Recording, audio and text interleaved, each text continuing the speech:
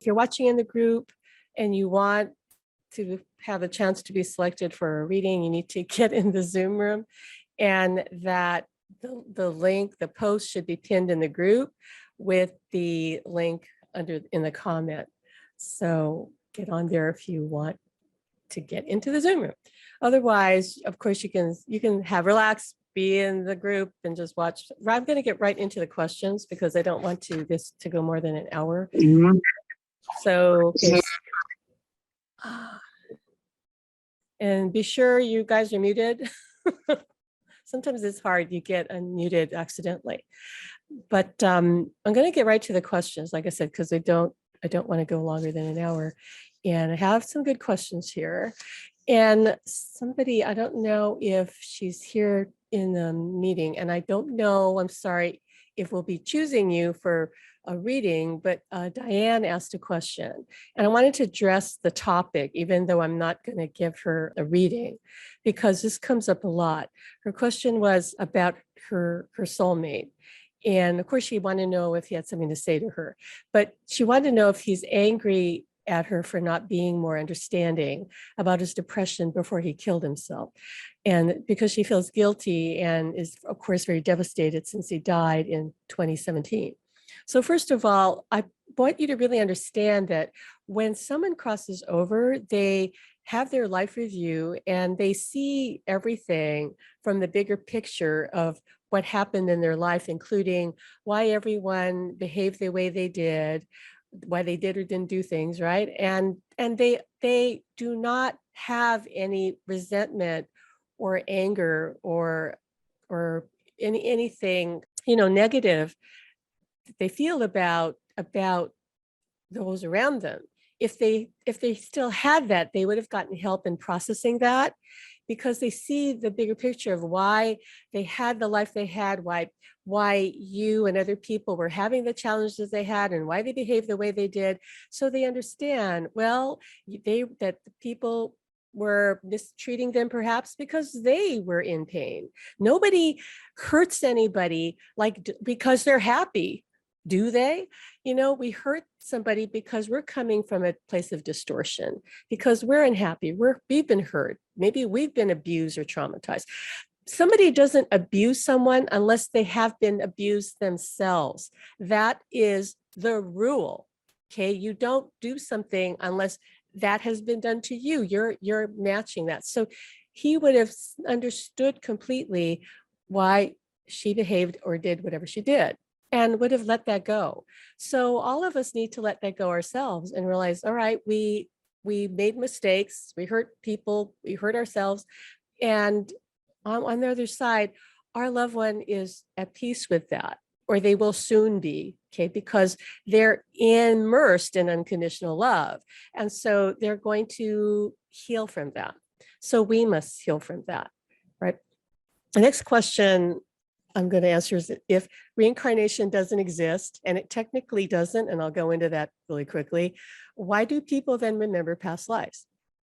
Right? This comes down to quantum physics and the more accepted idea now that we are multidimensional, meaning that we exist in many planes of reality at the same time. I don't want you to really go into that, because you'll just go down the rabbit hole and never come out, because you will understand, like, what the heck does that mean? How can I be living in like 100 different realities? Actually, it's more than that. Okay. And what is that about, right? If you're having challenges navigating this reality, don't go trying to figure out what you're doing in the other realities, until you've got this one mastered. Then you can go, I wonder what I'm doing in, the other 3,000 realities. I mean, don't even go into that. But basically, what we do when we incarnate, because we go through, some mediums have called it the veil of forgetting.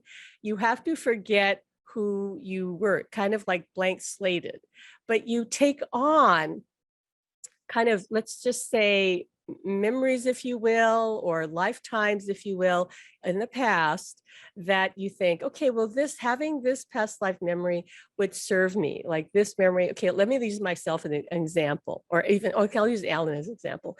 So he had a lot of past lives as being like a warrior, like a king, like a conqueror. And actually in this life I shared with him, he actually had this king attitude, like people should be beholden to him, or people should be, serve him. And yet at the same time, like a king, he could be very generous and giving, but he had this nature. And he says, though, that he took that on. He took those past lives on because he wanted to explore this life from that perspective of being like a king, right? So, but the past lives weren't technically real because the past does not exist. Everything is happening right now, no past, no present, no future, everything is now. So when you're thinking of the past, that is the past life, it's happening as we speak. But that doesn't mean you can't pick up on it. That doesn't mean then somebody who's doing a past life reading couldn't tap into that past life that you've taken on. But does it exist literally in the past? No, it exists now. And you've chosen, okay, your soul, the being that you are, chose to identify with that, to have some lens of perception to live this life through. Otherwise, you'd just be here with no background, right? It'd be like Alan, he'd be like, well, I wasn't a king, I wasn't a pauper, I wasn't anything. Well, who am I? You have to be a personality. You have to have some sort of ego to live in this world. Otherwise, you just be walking around going, I have no memory of nothing. I'm just like blank. I had amnesia. I don't know. But people have personalities that take that on to live this illusion that they're separate. So the idea to keep in mind is that you are actually God. You're all that is. You are the one, but you're also the part of the one. That's hard for most people to conceive of, but there's only oneness. You are the oneness that is God, and you also are the particle, the piece, the individual you that is God. You are all of it. And again, that's hard to hold in your mind, right? So, but people do remember past lives. It doesn't mean that they aren't real, but they're not real in the sense that you've been told.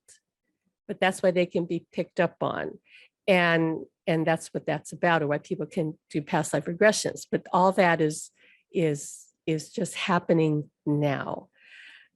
Okay, so another question was, why do we have soulmates?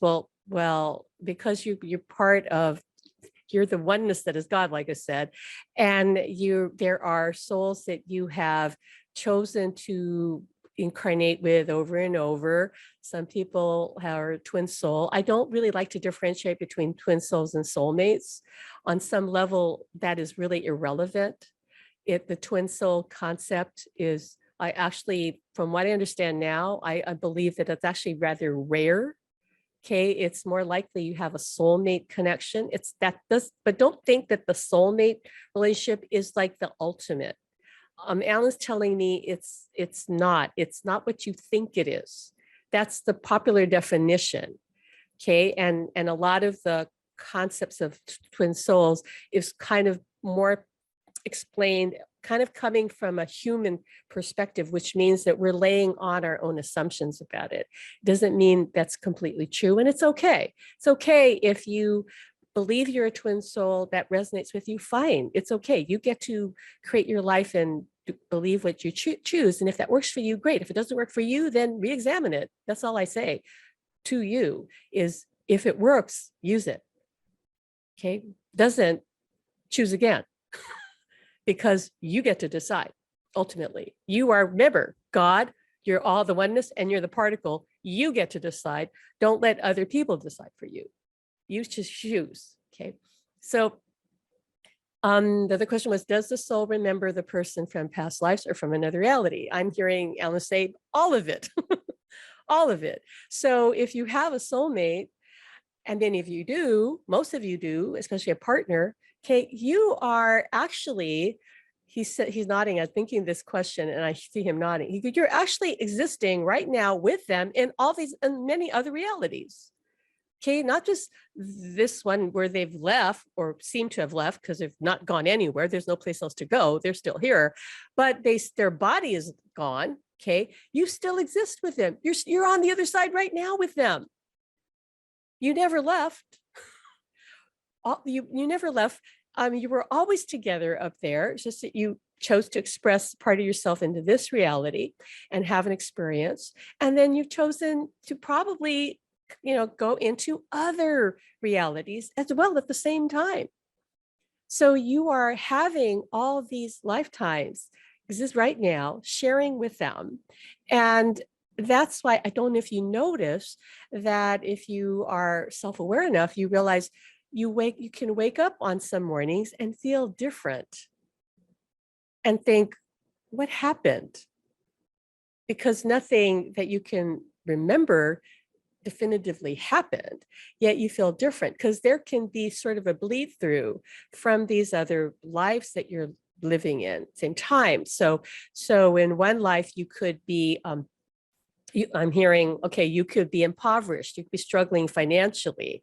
And in another life, you could be rich, right? Like be an emperor or have this money. And all these things, all these different experiences are contributing to your growth, your expansion of awareness of what that's about. What does that mean? What are you learning? How are you growing from all those things? So even if you tried not to change, not to grow, you wouldn't be able to, because you're having all these different experiences. And some of them, not all of them, a few of them can carry over, or the word I'm getting is bleed through into this reality. Okay. Reality, once you open up to who you really are, becomes more fluid, because you're not so fixed in your self-identity that you've taken on from other people's definitions. Who told you, right? Like maybe your second grade teacher told you, well, you're not an artist, you're more a writer. And you decided, well, I thought I was an artist because I like to create art. And then you put that aside, but really you are an artist, but decide to accept their belief about you. So that, again, that definition would be flawed, and you're not being true to yourself. So you're creating your life from that place. But you get to decide. And so, yes, you can, the soul's going to remember everyone it is known in past lives, in other dimensions. That's why you meet somebody and have this sense of recognition. You don't know why, but you feel like you know them because you do know them. And notice, most people that you meet, you don't feel that way about, do you? Right? You go into a store and you interact with a sales clerk. You don't usually, you could, but you don't usually feel like, oh, I feel like I know them. What life did I share with them? Right? You notice that you either feel something about somebody when you first meet them, or you don't feel anything. Doesn't mean you feel anything, negative, but okay. Now Alan's saying, even when you meet somebody and you do feel something negative, okay, that can indicate again that you know them from another life, because here they are again, and you're going, uh-oh, uh-oh, I kind of remember you. I don't know, I can't remember exactly what it is, but I have this feeling. And that, again, that's a flash of recognition. That means you've known them from another life. Now, the question was, when a person dies in one reality, what happens next? Well, of course, in this reality, you drop your body and you're not really dead, you're just crossed over. You still have access to this reality. You're in the fifth dimension, which is completely non-physical, right? It's a higher vibration. It's higher than this. We are right now in fourth dimension, which means we actually shifted in a fourth dimension, which means that's why we can have more access to the fifth dimension, but we can't be there, because to be there, you have to be non-physical. You can't be in fifth dimension completely unless you are in non-physical. But as far as what happens, that's what happens in terms of the other realities they might be existing in. Nothing's changed, because it's only in this reality that they dropped their body and transitioned into fifth. And the other question was, what happens in the other realities? And the answer I'm hearing is, everything you can imagine happens in other realities. Like there is no limit. There is no, way for us to really tell you all of that. Alan says, we be here forever. telling you, well, this happened in this reality. It's okay. He says, whatever the soul chooses to experience can happen in other realities. And remember, I'm hearing there's billions of other realities. Okay, so we don't want to again go down that rabbit hole. Okay, this other question was, does it simply refer to us living in parallel universes? I don't know. Okay, let's just mostly talk about that there are parallel realities that exist right now that you are walking through. So in this moment, there are many, again, I don't want to go too much into this because this is a whole other topic, and this group really isn't about fully exploring concepts like parallel realities, but there are other realities that you exist in right now. And I'm not talking about past lives, right? I'm talking about right now, because every time you make a choice in your life, like you choose, let's say you choose to move to one house, but you don't choose to move to the other house. You had two options. I chose to move to the house by the ocean rather than the house in the mountain. Okay, as soon as you make that choice, you go live in the house, you decide to live by the ocean. But there was a you that split off and said, I'm going to go choose to live in the house in the mountain because I made a choice here. And so that reality was formed, that timeline of reality was launched. So there's you living that reality. A good movie that demonstrates that is the movie Sliding Doors with Gwyneth Paltrow. If you want to look at that, there's other movies that talk about this concept, but the concept is that every time you make a choice, they're at a choice point about anything. Here, I choose to drink a bottle of water. Here, I didn't choose to drink the bottle of water.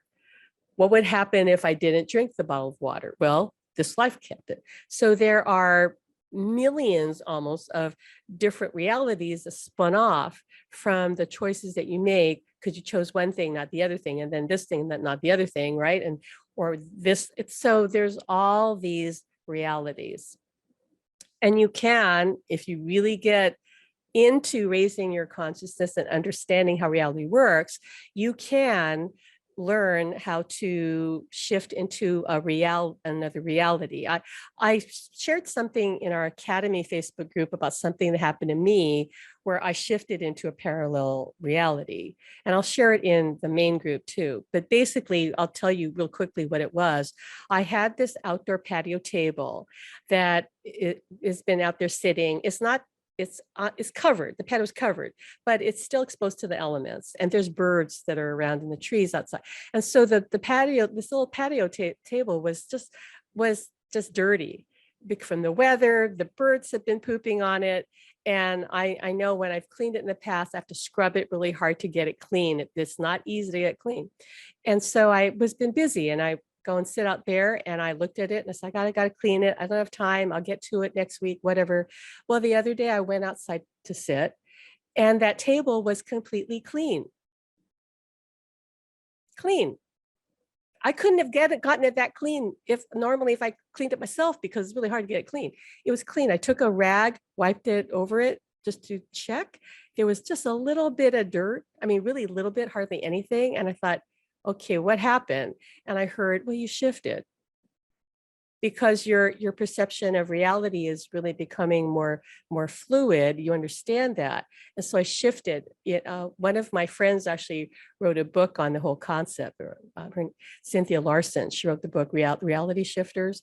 That you can find yourself shifting into another reality and then bringing everything with you, I guess. So this is real. I mean, I swear I did not clean that table because I hate cleaning that table, and it was clean. It was clean. I'll I'll show you the photo. I'll post it in the group, but it blew my mind. It's still clean out there. And so my then question to the universe was, oh, can I shift to reality where my house is always clean too, that I don't have to ever mop again or vacuum again? I'd like to do that, but I'll settle for a table right now. Okay, let me get through these questions real quickly because I want to get to the mini readings. Why are houses haunted and a soul trapped there? All right, so you have free will. All souls have free will. You are God. Nobody can tell you what to do. They can influence you. That's it. You can say no. So when a soul dies, they could either not know they're dead, And so walking around trying to get attention, trying to get people to, they don't know they're dead. They think they're alive. Even if their loved ones in spirit come and say, hi, let's go home, I want to take you home, they may not hear them, they may not get it, they just may be resisting it. Okay, they could be confused because they died suddenly. They may not believe that there's so many reasons why they might not get that they're dead. And even if they do finally understand, oh, body's gone, I'm dead, they may choose not to go for many reasons. Some souls become very addicted, in a sense, to the earth plane. Okay, like because they're not, I'm saying by and large, a lot of times it's because they're never spiritual. They never develop that spiritual awareness.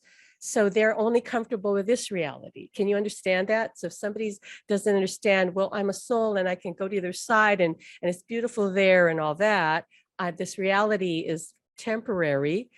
If you think this is all there is, and there are many, many, probably millions of people who do think this is all there is, then why would you want to let go?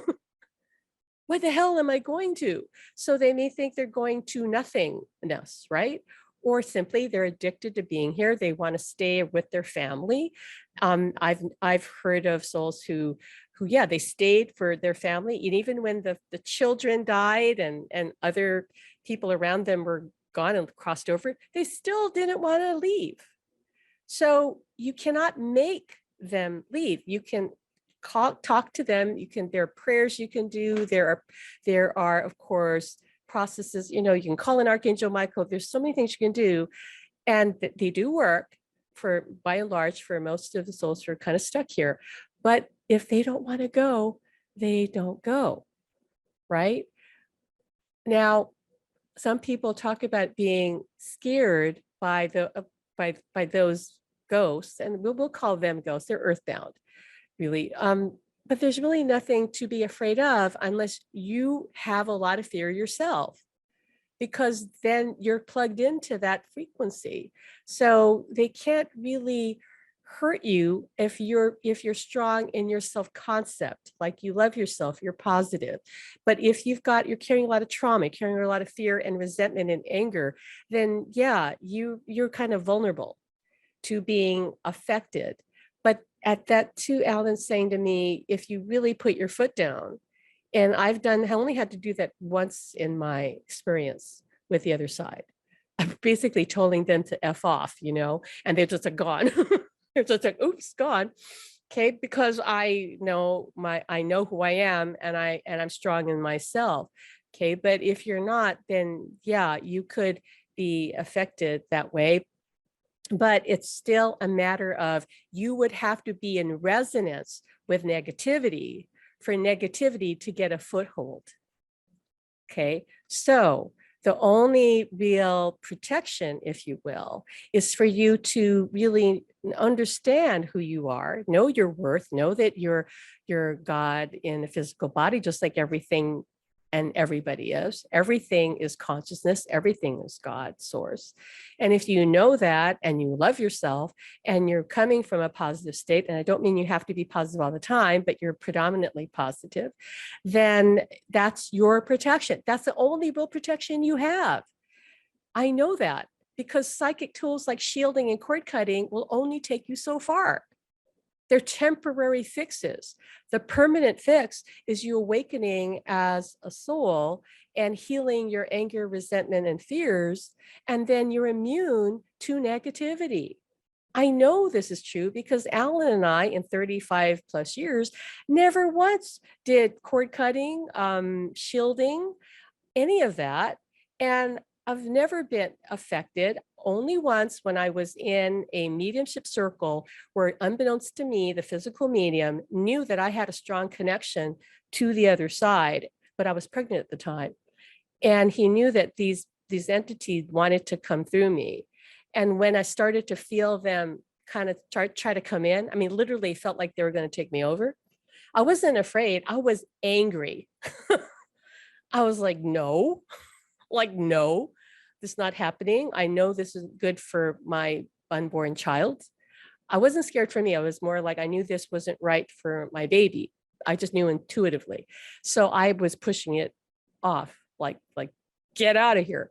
And when the medium came to, he was upset at me. He said, I know somebody was trying to get through to you. And I said, mm-hmm. And he goes, well, why didn't you let it come through? Because he wanted to tap into that energy. And I didn't even answer him. I just turned to Alan and I said, get me out of here. Like, he goes, what? I go, get me the hell out of here. And I told him what happened, and I said, I don't ever want to see those people again. I wasn't scared about it. I was angry. It's like, how dare you try to use me to get what you want and connect to the other side. Okay, so you have to have strong boundaries. That's all. And if you have this experience, you can navigate through it. Don't be afraid, because then you're just buying into that, really buying into that. But psychic protection is kind of a paradox. If you believe you need to be psychically protected, then something has to come at you, because that's what you're focusing on. If you think about it, what you are worried about has to manifest. Oh, I have to be psychically protected. Okay, that's sending a signal. Hey, she needs to be psychically protected. She believes she can be affected. That is the reality. The world we live in, the reality we live in, is not intrusive. It's attraction based. You don't get something unless you have called it to you, right? Unconsciously, usually, or you're holding on to it unconsciously with your limiting beliefs. But it's all coming from your beliefs, nothing else. Nothing outside is going to come at you just randomly, like this path floating along going, well, let's attack her. Why would it have to, when there's a lot of other people putting out a lot of negativity saying, come over here, come attack me, right? That's where they're going. Why would they bother you? Does that make sense to you guys? Of course not. They're going to leave you alone because they're not in resonance with you. So staying positive, being in a state of love and forgiveness, right? Being at peace and feeling joyful. They don't want anything to do with that. So just resonate with that. That is your real protection. Last question here. My question about the afterlife is, what sense we have of density in the afterlife? As in some NDE stories, people talk of being able to sense the density of themselves or objects around them, whereas others talk about a lack of density. That basically comes down to what people experience in near-death is, remember, it's going to relate to their belief system. Everything is belief-based, okay? So even when you cross over completely, you're going to go to, there can be very different experiences, but you can go to a so-called space that is familiar to you because that's what you believe is home to you. So some souls have talked about going to a place that looks just like the home they had in the physical world because they feel comfortable there, or it could be some other place that they want to go. So when you cross through to have that near-death experience, you're going through your own energy field. You're going through your belief system. That's why some NDE people have reported experiencing hell-like experiences, right? You probably heard of that. They go, I saw these demons and, I went to this dark place. Well, that is part of their consciousness. You're not separate from your consciousness. So you drop your personality. Well, I'm saying when you have an NDE, you haven't dropped your ego personality, because that's when you really cross over completely. So you're going to a higher place. You're going up to and touching the fifth dimension, but you're not fully there yet, right? Otherwise, you'd be gone. So you're going through your beliefs, and that's what he says, what happens when you cross over completely. You process that, but then you go through your life review and you realize, oh yeah, my beliefs I had, they were flawed. They were ego-based or whatever. So you don't identify with them anymore. But when you're in your NDE, some people are still stuck in that. It really depends on the person. So yeah, so he's saying some people will experience some sort of density, some people will experience no density. And that's why NDE experiences can vary. They have similarities to them, and yet some of them are quite unique. And they're all completely valid and authentic because it's the person. That person's experience is going to be unique for them. So while we can compare a little bit, and there'll be some things in common here and there, some of them will be a little bit more kind of on the fringe. Really depends on that individual person. I hope that makes sense to you folks. So hold on a minute. I see Lauren has her hand up. Lauren, are you wanting to have me answer a question? Because we're not doing readings just yet, but is that what you wanted to do? If you have a question, you can unmute yourself. Did you have a question? Yes, no? Lauren, who has her hand raised. I'm not looking at the chat if you're posting in the chat. Sorry, because I'm trying to stay focused. Okay, no question. Okay, so before we get to the readings, I know that's what everybody's here for, and that's cool.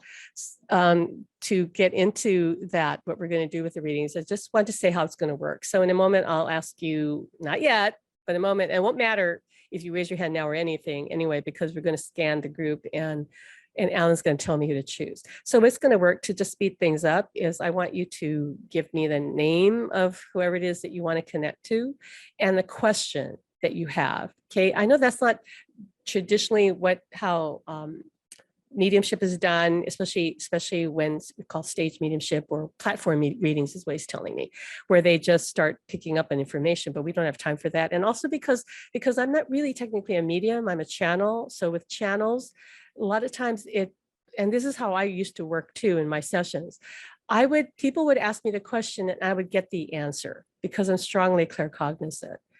And so that's how it flows for me, because it just triggers, and also because it creates immediately like a circuit. So you ask the question and the question connects to who you wanted to talk to, and then the circuit is formed and it speeds things up. Now, that said, the question you ask, they might not want to answer. That happens in mediumship also. Okay, so be very wary if you ever experience a medium who seems to never say that the other side isn't there. It, first of all, isn't present for the session, or that answers every single question, because that is a sign that they're doing something else. Because even with the most experienced spiritualist practitioners, they will tell you that the other side doesn't always show up. And that you should expect that to happen. If it never happens, to me, that's a big red flag, because chances are they are reading in some other way, because you can read somebody psychically. And to actually talk to the spirit of that person is, Alan says, is actually more difficult than you've been led to believe. But that's a whole other discussion. That's not to say there are not some amazing mediums out there, and there are, but we just want you to understand that, because people don't really know that. That's not really discussed. And again, we have utmost respect for mediums, but Alan's told me from when he came back, he says 70 to 80% of them are really just really good psychics, and they're not truly doing mediumship, because you can get the information psychically. That's why I had a problem with mediumship, actually. All right, so if you want a reading, raise your hand now. And we're going to look at the gallery view of the group. So if you would like to be chosen for a reading, you need to have your camera on, you need to raise your hand, you need to be willing to give us just the first name. Alan is saying, okay, whole full name of who you want to connect to, okay, and a question for them. And if the question isn't, if they don't choose to answer that, we might say, could you ask another question? They probably will, but that just letting you know that could happen. So there is the reactions on the bottom of the toolbar thing. It says reactions, and you can raise your hand there. Or yeah, you can raise your hand. Okay, I see Stephanie raising her hand. And actually, Alan says he does want to call on Stephanie. So Stephanie, if you want to unmute yourself. And let me find you. Okay, there you are. And who are you wanting to connect to? It's my boyfriend. He died 8 months ago. His name is Jake Hillman Love. And so he didn't believe in a higher power. He actually was kind of he was highly intelligent. So he just He's more scientific than anything. And so I was really worried about that when passing over. I mean, I'm not highly religious, but I believe in God, of course, and all of that. And I don't feel him like I feel like I should. How long has it been since he passed? 8 months. Okay. And I don't feel him at all, and that it just kills me. It kills me. I'm drowning every day in grief because I miss him Yeah, so but much. is your grief pretty heavy still? Because Al, okay, this is Alan talking for me, saying your grief is still really heavy. And so that's going to take time to break through that. So please don't worry about that part. Okay. But I would do whatever you can do to just let yourself have those emotions and cry and just cry. Because are you holding it back? Are you trying to control that? Kids, so I'm trying to do the whole during the day. I'm Right, okay, but right. So it's hard. So when you're alone, he's saying, now, I'm sorry, his name was Jason. Is that what you said? Jake. Jacob Jacob. I just want to get it right. Okay. love. Okay. He's saying that just cry, like imagine that you're crying into his arms at night. Can you do that, please? Can you grab a pillow and hold that pillow and just imagine that's his arms, like that's him that you're holding. Okay. He's showing me, Alan's showing me, he's got one of those body length pillows, you know what I mean? That are like, you know what I'm talking about, right? And imagine that that's him and that you're holding on and just cry. Just cry. Let yourself cry. Okay. Alan used to tell me that. He'd say, could you just go to bed right now and just cry into, whatever, just cry because you'll feel me and you have to get it out. If you want to feel his presence and his love, you have to make room for that.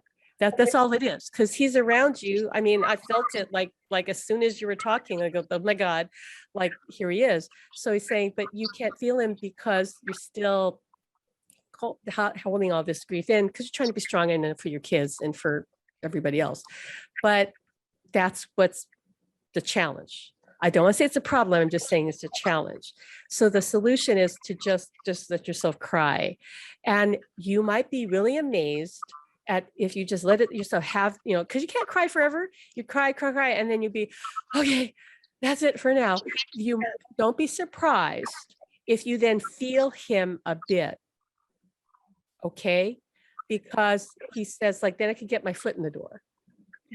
Because now there's a little bit of room. Because you made space. But if you're still, welling up with the grief, it's like, it's really hard. And plus when after you cry, then your vibration just raises a little bit because that the weight is off, right? It's like, okay, when one layer of grief is gone. Yeah. Okay. So it has to come off in layers for us, because if it were all at once, we'd kind of be a basket case. Not because we'd be sadder, it'd be more like, oh, like that was a lot. It's like they're telling me, Alan is telling me this. It's like if somebody goes through a detox, like similar to a detoxing of the body, like pathogens. If we try to detox like everything, you go into a healing crisis and somebody could actually physically die because the body can't handle everything exiting at one time. Right? So we have to honor the physical body, and even emotions, same thing. If we try to release all of it, it'd be like too much and we wouldn't be able to function. And you have kids and you have a life. It might be different if you were a hermit living by yourself and you didn't have to work or anything, but you're not. And so he knows that. So he's also not going to push too hard, because they're able to tell, like, if I really come on too much as she wants it and I want it, it's not going to be to her, for her highest good. And that's the last thing that he would want, because he knows he has time. And you should know you have time. Okay, so now I see him doing this, like he's so happy I said this to you, because he goes, now he knows I can make progress. She's going to start feeling me, because you're actually quite sensitive and able to feel and sense. So you've been wondering, how come I don't? because I normally can. right? Exactly. I have in the past. I have in the past before, not him, but other Yes, people. yes. But this Not is him. different. This is different. Right. Also, no, to answer your question about, okay, he wasn't believing in this. Yes. Well, he does Right. now. He does I'm now so concerned. completely. Okay, completely. He gets it now. And this happens. They cross over. And even if they're atheists, they'll go, what? What is this? Like, So, huh? so. Or if they might have been highly religious and believe that only people of their faith would get to the other side, and they realize, wait a minute, I see people who are Muslim, I see people who are are Jewish or whatever, right? I'm just an example, but and they go, oh, so everybody crosses over, okay, because that's the reality. So yeah, he gets it now, and he's saying it was a pleasant surprise. It wasn't like anything negative. It was more like, oh, whoa, because he's saying he could feel the love. He could feel this love and peace and joy. And he goes, this is so amazing. Wow, this is cool. Like, whoa, this is cool. So he was pleasantly surprised. And he's so delighted that he's going to be able to come through to you. And I would hope, if you're in our group, I hope you will share if you do feel like you had an experience of him. But he's all fired up and saying he's going to come through. But just be prepared, because it might be subtle at first. But the more you cry and make room for that, the more it will happen. And this is true for everybody. And I think I can see why Alan chose you, because he says there are a lot of people who are here now or going to watch this later who are in the same position. Like, I can't feel my loved one. What's wrong? Like, do they not want to connect with me? Am I doing something wrong? No, it's because you need to make room for that. Of course, believing helps too. But in your case, yeah, you're already really sensitive. And I think you're going to have, let's just say, I think you're going to have a lot of adventures going forward. So if I were in your shoes, I'd say, all right, let me daydream about what that might be like, because then that's like inviting him to come in and fulfill that. Because oh, this is so funny. I see symbolically him like dressed as genie, like the Aladdin's lamp genie, going, I'm here to make your dream come true. Like, so maybe you want to watch Aladdin. I don't know. Maybe you want to watch that. He's saying, yeah, daydream, visualize me, and I will step into that. You'll have experience of him. I will. Thank you so much, Alan. And thank you, Pam, so much. You're so welcome, Stephanie. All right. Thanks. Thanks. You take care. I'm going to mute you now. Okay. All right. So let's go back and look at Alan's laughing. He's going, who are we going to choose next? Okay. Alan says, Amy, would you like to unmute, Amy? Yes. There you go. Hi, how are you guys? Oop, how are you? There you go. I just put you on camera. Hi. So how are you? Hey, I'm good. How are you? Didn't we just talk? We did. So it's fun. We are. So it's funny because since we did recently talk, I was like, oh, I'm not going to put my hand up. And I was debating because there was like a question that I generally had. And then I've been getting the like, put your hand up, put your hand up, put your hand up, put your hand up, like incessant, that he was bugging me to put my hand up. And so like, I don't know if he, so it's Joe, and Joe says, I'm glad she's finally really listening. So anyway, he was being a little ridiculous about it. And so I put my hand up, and I feeling a little bit, anyway, bad. You were having some struggles with Joe, right? And we don't have to go into it too deeply, but let's talk a bit about that if you want to. Well, I did, and I figured it kind of worked through what it was. And I don't remember all the things now. It's okay. Let it go. Just be in the now. It is like, it's been, I kind of worked through what it was and what some of those doubt things were. And I just had a trip with my daughter to California, and they're in my ventures with Joe, so to speak, like, like the ones that we have. The beach is a place that we frequent a lot. And so when I was in California with my daughter, I had, an experience with Joe on the beach that was extremely meaningful. Yes. And so I just was really grateful for that. And anyway, so I was glad to come back with that. And um, yeah, but I'm not totally sure, like, why he was incessantly bugging me to, like, To raise your hand yes, right now. yes, Maybe I think it could be. I think it's because what you went through is something that many of us will go through. That you'll, no matter what level of contact you have, and you have some very profound contact with Joe. I know I won't go into it, but I just want people to know it doesn't matter whatever level it is, right? Whether the person feels them, sees them, hears them, whatever. Okay, what doesn't matter. We still always want more, of course, or want it all the time or whatever, want it to grow. And that's normal. That's natural. There's nothing wrong with that. And it can, in fact, continue to grow and evolve. That's the nature of existence. So why wouldn't it? However, it's normal also for doubts to come up. And if things change or is different or whatever, something, and to start, questioning or being worried.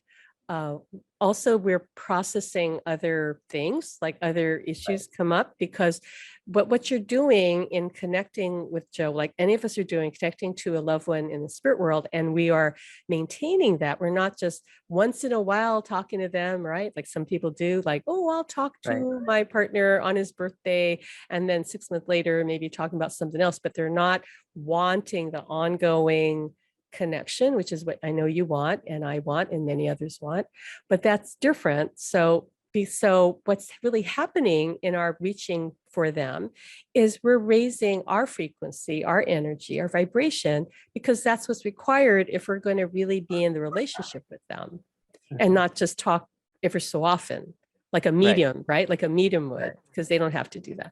So we're going through a process of transformation without consciously maybe even knowing it, because we're connecting to this soul, the spirit that loves us unconditionally, and they're at a high vibration.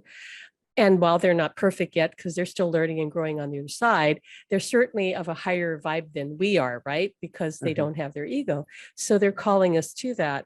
So what happens is you can start releasing other limiting beliefs or fears or issues that you didn't even know you had, or other things that were bothering you that, again, you weren't aware that were bothering you. So just kind of hang on for the ride and say, okay, I'll get through this. There's something I'm working through, but it sounds like you did work through it. And I'm so glad you did. But if something comes up again, then just realize, okay, there's just something else to clear.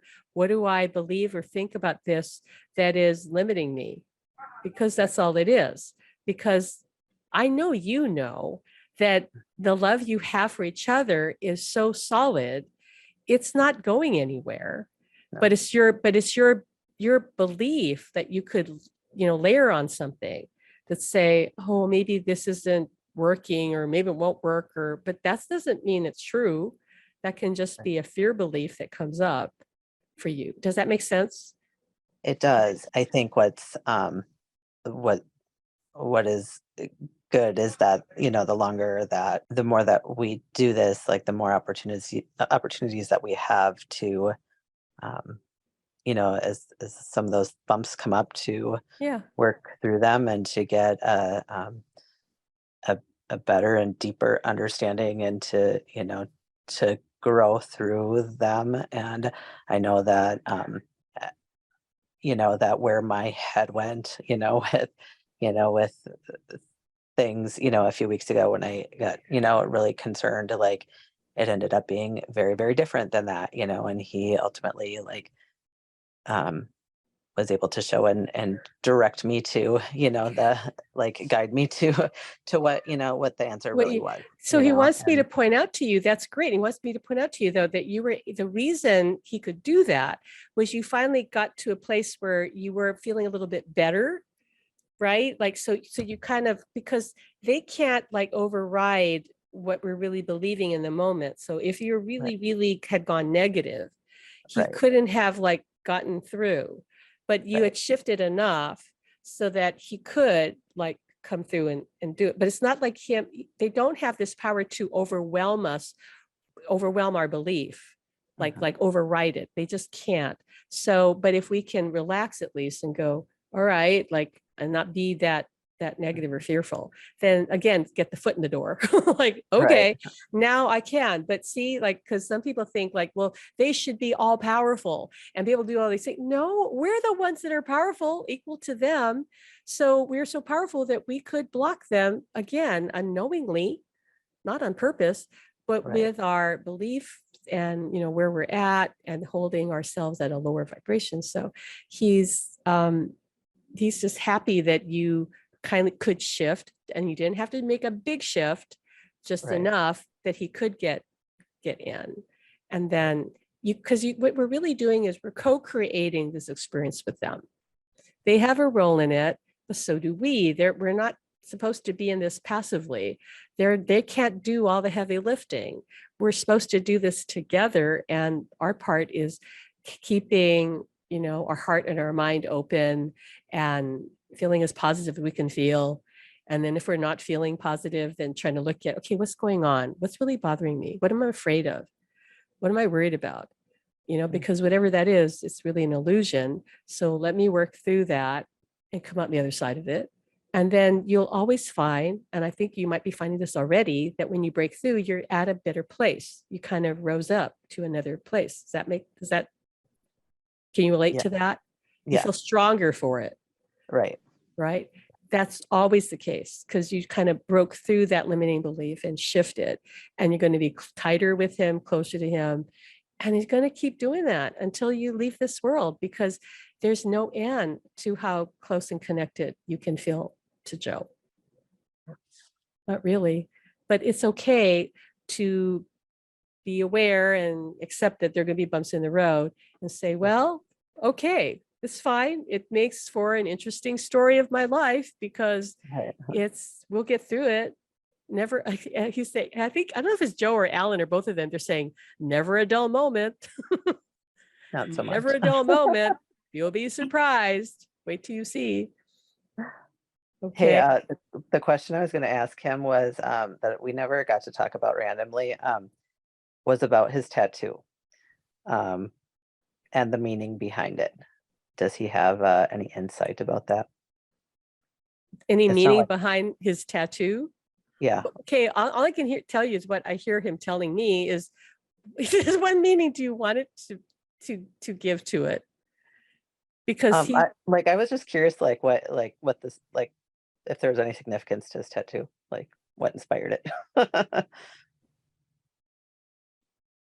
don't know. I hear him say, let's just say I was being silly and took what he's describing as a bit of a misstep, but it's so unimportant to him now. But he says, but the first thing I heard him say about the tattoo was, what meaning would you like to assign to it? I don't know what that means. Okay. Interesting. Okay. He says a lot of the things that he did when he was in a body, but not all of it, but some of it was, he was kind of reacting to things. Do you understand what he means by that? It was in reaction. Yeah. It wasn't planned out. Like, I did that in reaction or response. Like, I don't know if he was dared to do it or something, or like I did this because, but like he says, that was a misstep, whatever that is.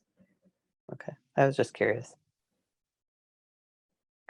Okay. So it's not like it wasn't it's not like a weird kind of thing or whatever. Just it was something that for just for whatever reason we never talked about, and it's was one that I have tattoos and they all have different meanings to me, and so I always, I don't know.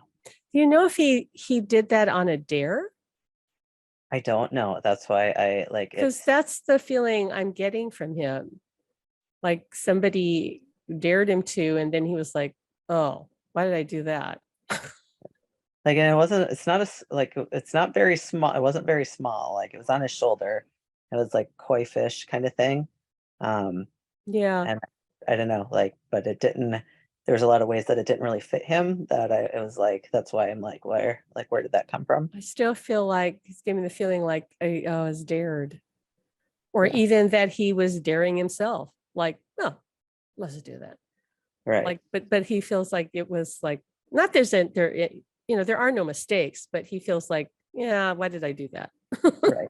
What was I thinking? Why did I do that? But that's funny that you never asked him too. Yeah, like there's so many other things that we talked about, and I know it's like And you I never come back talked to about that. now, and It it's wasn't like, important. He it says wasn't, it's, and now and it's he like, says it's really not important now. I know But it's not, he so it's like understands that weird why I like think about it. Random question. He says, do him a favor and meditate on that tattoo. And because he wants to try to come through and tell you something more about it. Okay. Okay. And see what comes through, because he says he wants to tell you, he says more about it, go deeper into that discussion about it. Okay. Sounds good. Okay. Okay. All Thank right. you. You're welcome.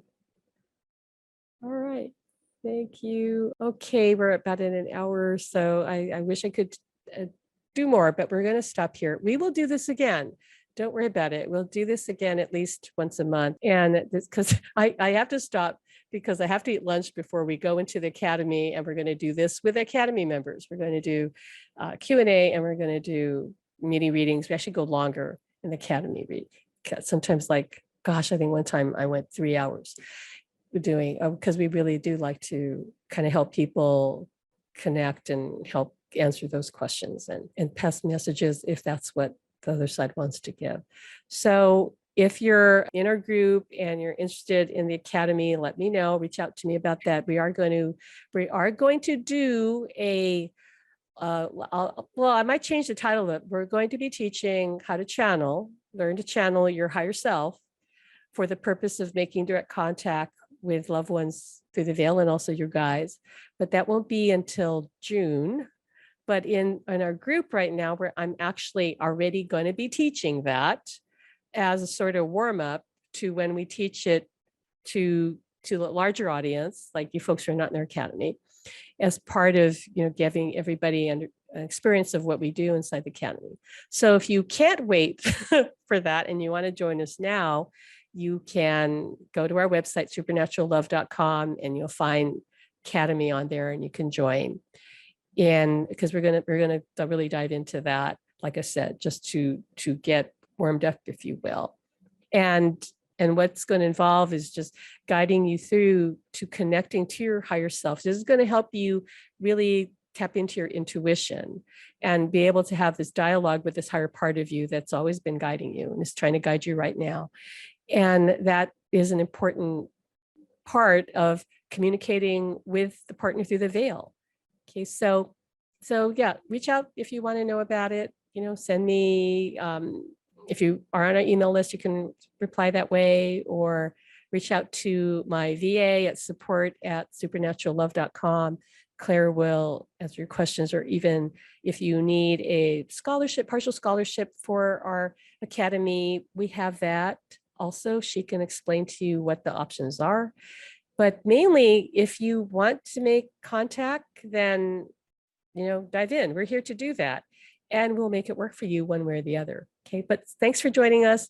And we'll see you next time. Okay. Take care till then. Bye-bye.